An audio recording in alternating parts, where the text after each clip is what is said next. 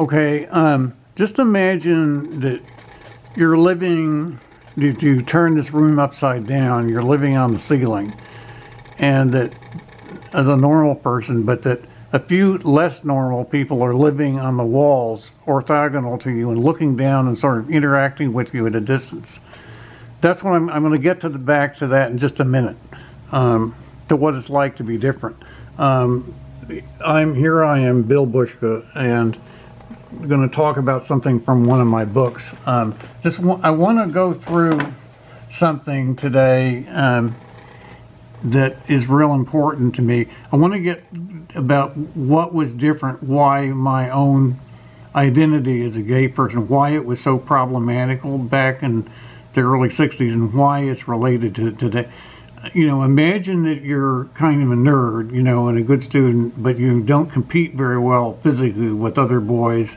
You're bullied and teased, but you develop an attraction to boys that are both smart and physically competitive. You envy them, and so you want to be around them. And then imagine that gets imprinted on your mind and you start feeling attracted to them, and that at the same time you become indifferent to people who are less attractive or who are ordinary or perhaps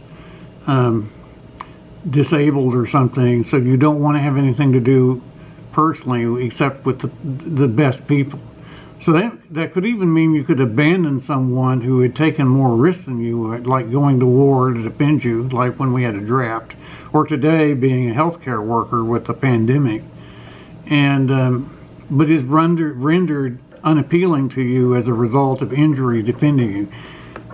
You tend to live in your own world, which actually works in a globalized way. If you're good at math, good at computers, good at things that are where you do a job yourself, like the world allows you today, and can project yourself because of the internet and so forth.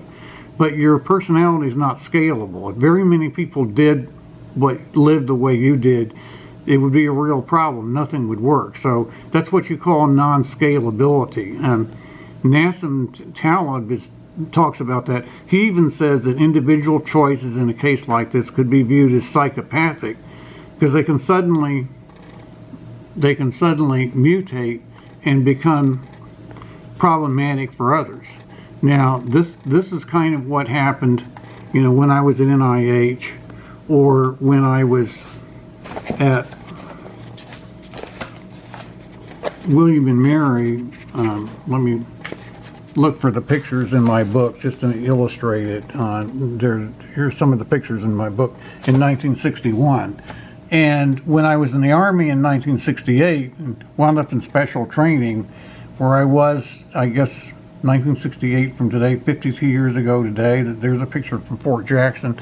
That was kind of the problem I had.